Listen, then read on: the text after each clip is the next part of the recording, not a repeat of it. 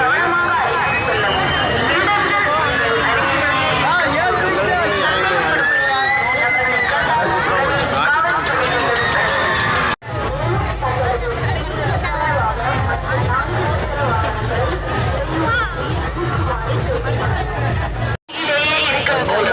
சந்தேகப்படும்படியான நபர்களை கண்டால் உடனே காவல்துறையினரிடம் அனுப்பவும்.